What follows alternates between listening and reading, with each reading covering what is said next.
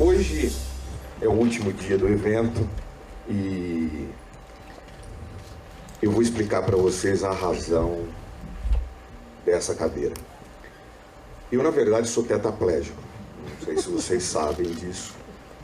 Mas há 3 semanas atrás, a Renata me ligou e falou: olha, o pessoal ligou para você da assessoria. A ex-assessoria não é a assessoria que hoje a Cátia e a André estão fazendo aqui maravilhosamente. Mas a anterior fez o seu press release. Ligaram para você? Não ligou. Não, peraí que eu vou resolver esse assunto já. Daqui a pouco chega o press release. Paulo de Tarso Barreto, arquiteto, artista plástico. No 2º ano de arquitetura, ele sofreu um acidente e ficou tetraplégico. Então eu e a Renata demos muita risada, mas isso serviu para que eu me sentisse, pelo menos por alguns momentos, com a tetraplegia. Ou seja, eu me senti naquele momento diferente. Mas ao mesmo tempo, isso me fez refletir sobre uma questão que é muito importante. O Brasil tem hoje 14 a 15 milhões de pessoas que apresentam alguma deficiência. O grande problema dessas pessoas não são as suas deficiências. Todos nós somos deficientes. Todos nós usamos óculos, todos nós usamos sapatos, todos nós usamos roupas. Tudo isso são próteses. O corpo, nós nascemos, há que se lembrar uma frase muito boa, que é: nós nascemos nus, molhados e gritando, e depois a coisa só piora. Então, o que mais os deficientes sofrem, aliás, a palavra é horrorosa, deficiente, né? Eu não conheço ninguém que seja 100% eficiente. Então, o que mais eles sofrem não é, na verdade, da sua impossibilidade em relação a algum ato. O que eles mais sofrem é com o nosso estranhamento com eles. Esse é o grande problema. O que nós temos que fazer é trazê-los para o nosso mundo. Ou melhor, entrar no mundo deles, que é exatamente o mesmo mundo nosso. Evidentemente que eles têm algumas dificuldades, mas quem não as tem? Quando a gente pensa na deficiência, a gente pensa ou na inabilidade ou na impossibilidade. E isso ocorre ao longo da vida de todo mundo, não é? As nossas casas precisam ser adaptadas às condições que nós temos. Eu tenho um armário na minha casa que foi feito há 22 anos e toda vez que eu vou abrir, eu bato a cabeça lá. Quer dizer, das duas uma, ou eu sou o deficiente que sou alto demais, ou o arquiteto que fez aquilo é o deficiente que projetou de menos. O arquiteto era eu. Então, o que acontece? A gente não pensa nessas condições nas nossas habitações. A gente não pensa que as nossas casas, que deveriam ser máquinas de morar, elas não são máquinas de morar. As pessoas com deficiência, elas sofrem da nossa indiferença ao mundo deles. Eles são iguaizinhos a nós. Se vocês me perguntarem se eu tenho algum respeito pelo deficiente, eu não tenho nenhum, porque eu não vejo razão a mais ou a menos para tratá-los diferentes. Eu tenho uma grande amiga, aliás, é amiga de todos aqui, uma arquiteta chamada Cristina, que usa muletas. Eu não chamo aquilo de muleta, e ninguém brinca com ela. Eu provavelmente sou o único cara que brinca com ela. Eu falo: como é que estão suas metralhadoras? Então, o que nós temos que fazer é estabelecer um relacionamento direto, por igual, com respeito profundo à diferença que todos nós temos. Não existe ninguém igual nesse mundo. Todos nós somos diferentes. Mas na nossa diferença, nós temos que nos igualar. Eu vou contar para vocês duas histórias, essa aqui foi a primeira, duas histórias que envolvem a acessibilidade. Eu não sou um especialista em acessibilidade, não posso ser acusado de exercício ilegal da profissão, eu tomei às vezes o lugar da Mel, mas há 20 e poucos anos atrás eu fiz um projeto para uma senhora que naquele momento estava com muletas e ela provavelmente ia ficar com cadeira de rodas. E eu fiz a casa dela, e essa casa eu projetei para que ela não tivesse nenhum obstáculo. A noção perfeita da acessibilidade é evitar o obstáculo. É isso que nós temos que pensar. E eu produzi essa casa para ela, projetei essa casa para ela, tomando os devidos cuidados. Por incrível que pareça, a maior resistência que eu encontrei foi nas filhas dela. Eu especifiquei para o piso do banheiro um piso antiderrapante. E no Brasil existe um problema porque se eliminou o piso antiderrapante porque as donas de casa não gostam de pisos antiderrapantes porque eles acumulam sujeira. Eles acumulam sujeira e burrice, porque deveriam ter modificado o método de limpeza já faz tempo. Então, elas continuam usando um método de limpeza de 100 anos atrás para um produto que está hoje aí. Então, é possível limpar qualquer piso antiderrapante, ter ele limpo, ter ele higiênico, ter ele protegendo de algum acidente dentro de casa. E elas não queriam porque o piso era feio. Bom, eu fiz uma pergunta muito simples para elas. Vocês preferem a sua mãe viva ou a mãe morta? Porque elas queriam tirar o piso, não queriam aquele piso, de jeito nenhum. Fui forçando, até que ela falou, eu não quero esse piso e não vou pôr. Eu falei, bom, então eu não vou fazer o projeto. Mas por que você não vai fazer o projeto? Eu falei, porque eu quero a sua mãe viva. Vocês estão querendo ela morta, porque ela vai tomar um tomo nesse banheiro e vai morrer. É simples assim. E aí, elas acabaram 2 semanas depois voltando e falaram, olha, você tem razão, é isso aí mesmo. Fizemos a casa, completamos a casa. Ela caiu 7 vezes. Nenhuma dentro de casa. Então, o projeto de acessibilidade é promover a segurança, é retirar o obstáculo. É disso que a gente fala quando fala de acessibilidade. A segunda história nós fizemos no nosso escritório, é um escritório que faz arquitetura e faz comunicação visual. Nós pintamos, bordamos e choleamos. E o que aconteceu? A Unicamp nos chamou para fazer um projeto de comunicação visual para o ciclo básico. E, por conta de uma lei dentro da Unicamp, todo projeto deve prever acessibilidade. E uma das solicitações para esse projeto é que ele tivesse uma linguagem em braille. Então eu fui ao centro dos cegos aqui em Campinas, estudei, fizemos protótipos, levamos lá. Puta, a placa era perfeita, você passava, o cara falou, nossa, tá dando para ler perfeitamente, isso aqui tá ótimo e tal. Implantamos o projeto. E depois eu voltei ao centro para perguntar a eles sobre a importância, mostrar o projeto e tal. E foi muito curioso que ele virou para mim e falou assim, você fez um trabalho bonito, maravilhoso e inútil. Era só essa que me faltava. Eu falei, mas inútil por quê? Ele falou, como é que o cego vai saber onde está a placa? Eu falei, Katsu, por que eu não pensei nisso? Ele falou, o cego não sabe onde está a placa.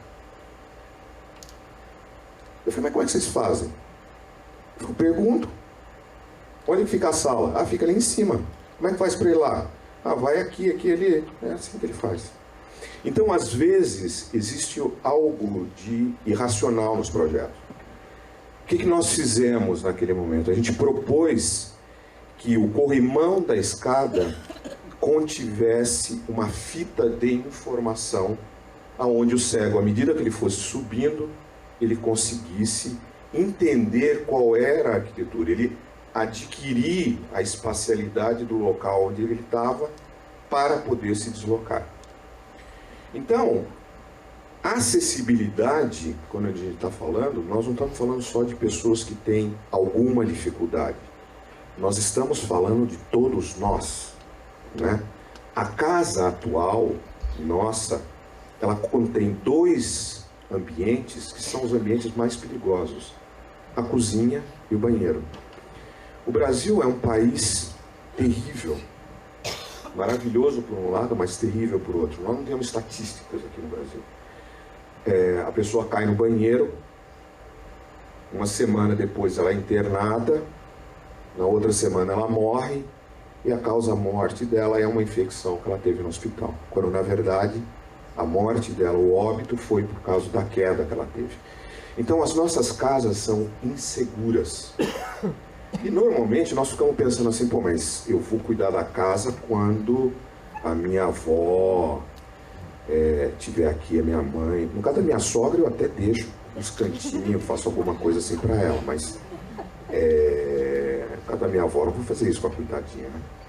Então, a nossa casa, ela deve ter um preparo de acessibilidade, e é aquilo que a gente chama de acessibilidade ou desenho universal. Por que ele é universal?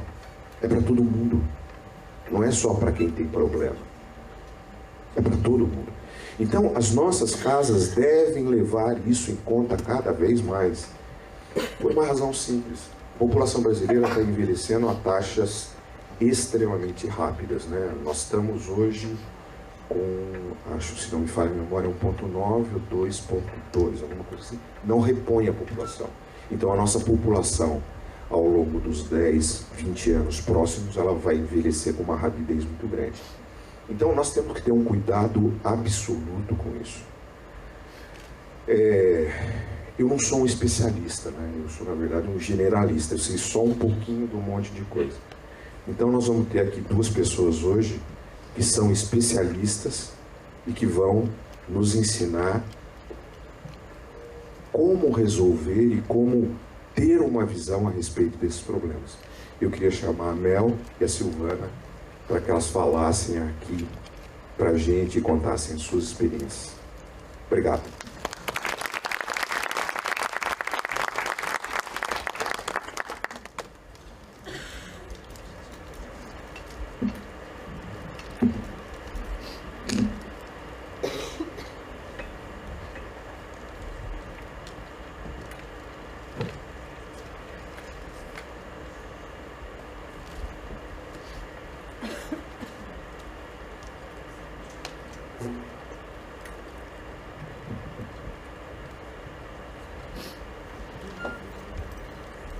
Boa tarde a todos e a todas. Queria agradecer à Renata, ao presidente, por a oportunidade de estarmos aqui conversando com vocês, ao Paulo.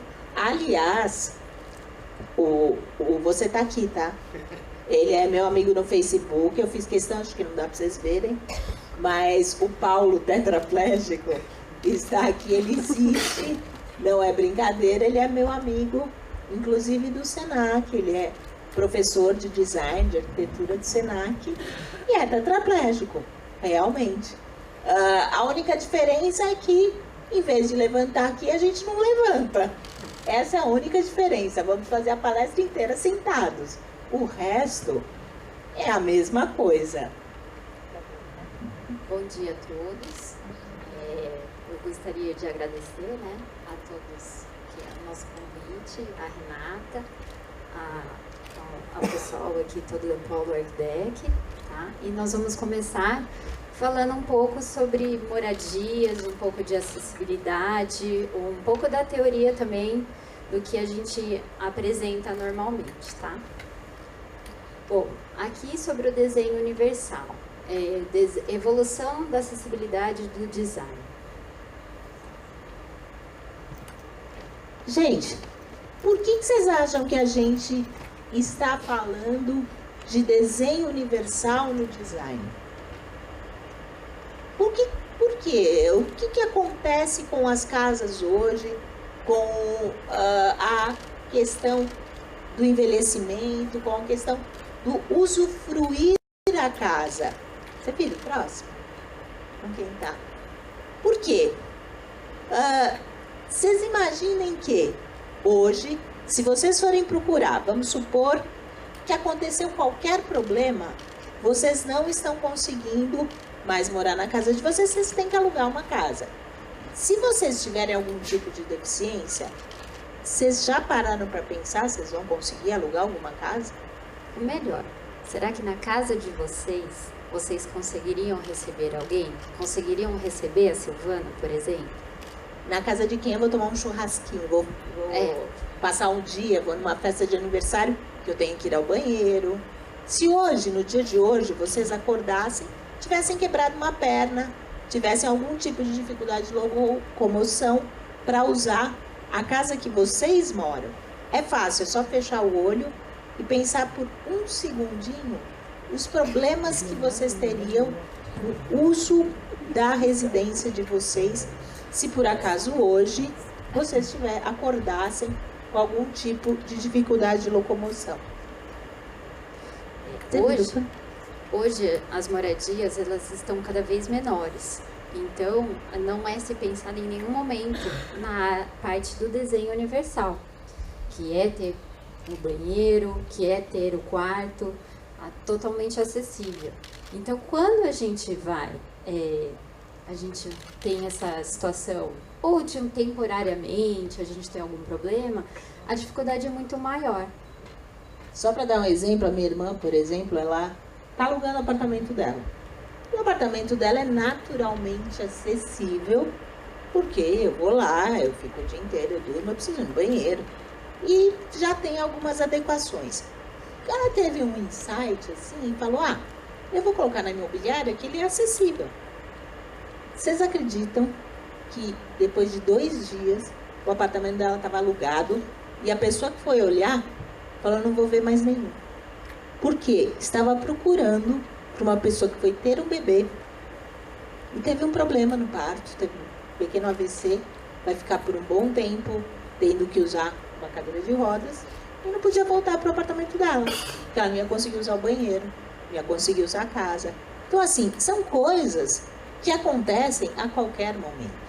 E vocês, enquanto profissionais, não vão falar para o seu cliente, olha, eu vou fazer para você uma casa, porque você pode ter um problema, você pode ter um AVC, você não é para falar isso, tá? Pelo amor de Deus. Porque todo mundo vai falar, eu não preciso. Você vai ficar mais velho, e falar, mas eu vou ficar um velho sarado. E é isso que acontece. Só que a gente, como profissional, você tem que prevenir, fazer uma arquitetura preventiva. Isso não é um especialista, todo profissional.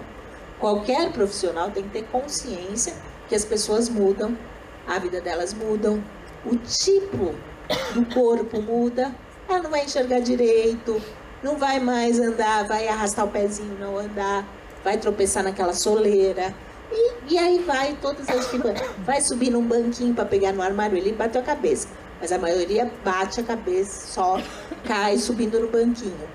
Tudo isso vai fazer a diferença. E vocês, como vocês vão ao médico, o médico que faz prognóstico, dá as dicas, explica. É a mesma coisa quando alguém vem procurar a gente.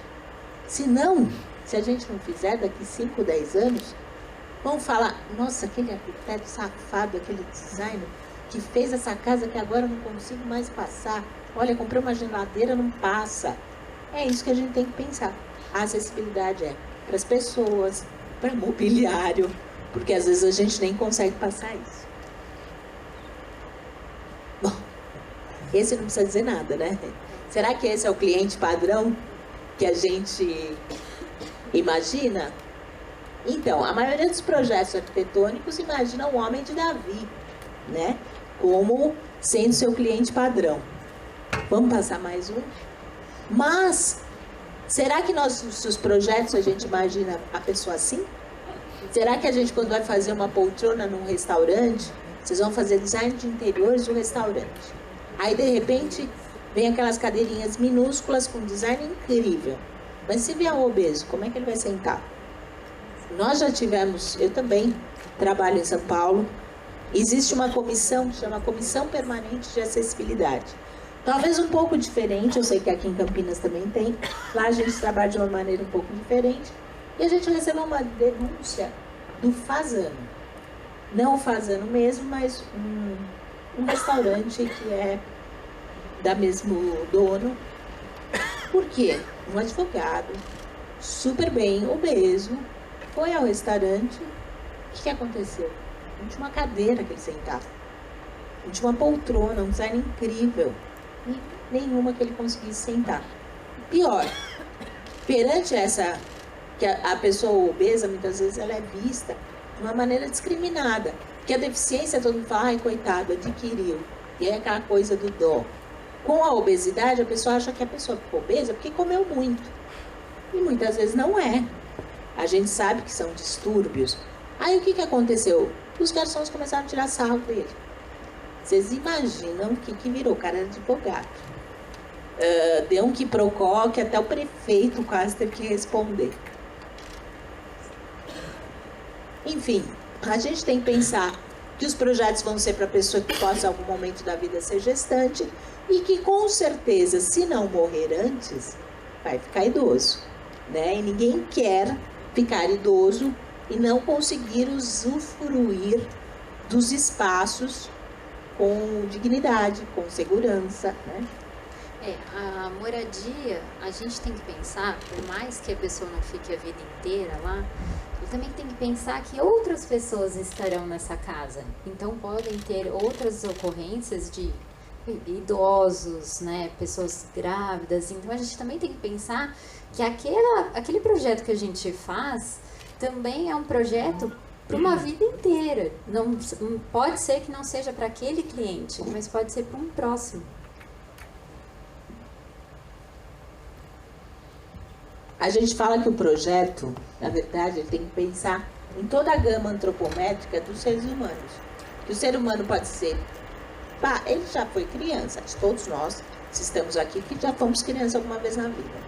Pode ter nanismo, pode ser mais obeso, pode ser mulher, pode ser homem, pode ser mais alto, pode ser mais baixo. Como é que a gente faz para que todas essas pessoas simultaneamente estejam no mesmo lugar? Porque o que acontece? A gente vê assim, acessibilidade. Tem hora que a acessibilidade a gente tem que tomar cuidado para não ser uma arquitetura do apartheid. Tudo especial para aquela pessoa. Não é isso. As pessoas são diferentes. E a gente tem que pensar que, em desenhar produtos que atendam a maior gama das pessoas, do design antropométrico de todos. Bom, o que é o desenho universal, gente? Desenho universal não é uma coisa que a gente criou agora, que no Brasil tem um tempo para cá. O desenho universal, ele era chamado de Universal Design. Ele nasceu nos Estados Unidos, tá? Por quê? Design lá quer dizer o intuito de projetar. No Brasil, traduziram para desenho universal por norma técnica, que talvez um nome que não tenha tanto sentido. Que é um conceito que prevê a criação de ambientes e produtos que possam ser usados pelo maior número de pessoas possível. Então, tudo que vocês fizerem, vocês imaginam que o teu cliente, principalmente se for um espaço público, pode ser qualquer um. Até uma casa. Porque, de repente, como a Mel falou, hoje você faz para um cliente. Amanhã ele pode querer alugar, trocar, vender. E quanto mais ele tiver essa oferta. Ele tem o nome também de arquitetura inclusiva, desenho universal no Brasil, que foi por força de lei e norma. Aqui é um projeto, só mostrando o projeto aí mais pensando num ambiente total, que mostra que quando você faz uma coisa acessível, uma coisa com desenho universal, ele está escondido. Quantos de vocês já viajaram, por exemplo, para os Estados Unidos, para a Europa? Nossa, mas você vê pessoas com deficiência na rua. Mas você fala, mas tem acessibilidade? Gente, não tem plaquinha. Não tem aquelas coisas de símbolo. Porque a coisa é normal. É naturalmente para todo mundo. Então você não precisa fazer com que aquilo seja especial. É a mesma coisa já o que diz, por exemplo, as nossas normas de técnicas de banheiro. Todas as portas de sanitário, quando você tem aqueles box, tem que ter 80 centímetros. Por quê? Porque é desenho universal. De repente, você tem duas pessoas com deficiência querendo usar o mesmo banheiro ao mesmo tempo, ou está quebrado o outro banheiro, ela não consegue usar mais nenhum. Por quê? Porque não passa na porta. Isso é o tipo de coisa assim mais segregatória que existe, porta de 60. É tipo assim, não passe. Aqui a gente mostra um pouquinho que existe a norma, né, a 9050, ela foi renovada em 2015. Agora a gente também tem algumas revisões que estão sendo feitas, ainda não foi publicado. Mas aqui a gente mostra um pouquinho do que a gente aplica na norma, né, nos trabalhos e alguns exemplos. Um dos conceitos mais importantes que tem quando você pega a norma e o conceito do desenho universal, porque o conceito é o seguinte: o conceito diz, eu tenho que fazer uma arquitetura para todo mundo, eu tenho que fazer um design, tenho que fazer um morar para todos. Tá, e como é que eu vou saber esses padrões? Esses padrões vocês encontram na norma técnica. Então, por exemplo, se vocês forem pegar o giro da Mel, todo mundo sabe, deve ter estudado na universidade ou na escola, que a pessoa para girar, ela gasta 60 centímetros, concorda? Nela mesma. E quanto eu gasto para girar, vocês sabem? Quem vai me dizer? 1,50. Isso, pra vocês verem como eu sou espaçosa, tá? Mas, por exemplo, 1,50, se eu quiser girar em mim mesma, fazer um giro de 360 graus. Vocês concordam que, às vezes, para eu entrar num ambiente de frente e sair de frente, eu só preciso de um giro de 180 graus? Vocês fazem isso, vocês entram de frente. Ninguém entra no quarto de frente e sai de ré, você concorda? De ré quer dizer de costas. Então, para você ter desenho universal, para você fazer um giro, entrar de frente e sair de frente, você tem que ter um espaço livre, que pode passar embaixo de móveis, de 1,5 de largura por 1,20 de comprimento, um semicírculo. Resolveu o desenho universal. Todo mundo vai entrar no quarto de frente e sair de frente. Se eu tiver uma bancada, pode passar por baixo? Pode. A perna passa por baixo, até 30 centímetros. Então, são pequenos conceitos que você começa a fazer uma arquitetura para todo mundo, tá? Então, e dentro desses conceitos, existe um que dentro do design é mais importante, que é a flexibilização, tá? O espaço tem que prever a possibilidade de adaptação e remodelação segundo as necessidades que possam necessitar a diversidade de usuários. Vamos supor, de repente você precisa colocar uma barra no banheiro, que a pessoa envelheceu, está precisando. Se eu tiver a parede de drywall sem fazer um reforço interno, eu vou conseguir? Não. Então, se eu estou fazendo a parede, por que não já prever um reforço? Não precisa pôr a barra agora. Futuramente, se precisar. Então, é um pouco isso que fala a flexibilização. Essa história é bem legal. Vocês estão vendo que aqui é uma máquina de lavar, né? Está na cara. Quando se pensou em design de objeto, que é bem fácil de vocês entenderem o desenho universal, vocês estão vendo a primeira máquina? É legal para a pessoa em pé. À esquerda ali em cima. Vocês concordam? A segunda máquina é legal para mim, que estou baixinha, pego assim, eu em cima não consigo pegar. E a segunda? E a terceira? É bom para todo mundo. Por quê? Tanto a pessoa que está em pé, quanto a pessoa que está sentada, consegue utilizar com autonomia e segurança. É a mesma coisa quando vocês fazem uma exposição. Tem muita exposição que eu vou, que eu não enxergo absolutamente nada, nem criança. Porque a exposição é para você ver de cima. E aí todos aqueles objetos que estão expostos, e aí você só vê mãe segurando criança. E quando vem exposição de escola que levanta as pessoas, aí se você coloca inclinado, tá bom para quem está em pé. Então são vários itens que é só você pensar no outro. É difícil quando você está projetando, você pensar nessa gama de possibilidades. Aqui a gente vai mostrar, então, alguns projetos, alguns desenhos que a gente tem de exemplos em alguns itens. Tá, deixa eu até contar essa história, porque assim, não é uma coisa que a gente inventou no Brasil. Existe uma concepção que é usada fora do Brasil, que é a concepção do Universal Design na habitação. Tá? Na cidade de São Paulo, a gente conseguiu até fazer um decreto sobre isso, que determina que você pode ter uma habitação com desenho universal. E ela diz o quê? Que permite o acesso, utilização de entradas, corredores, cozinhas,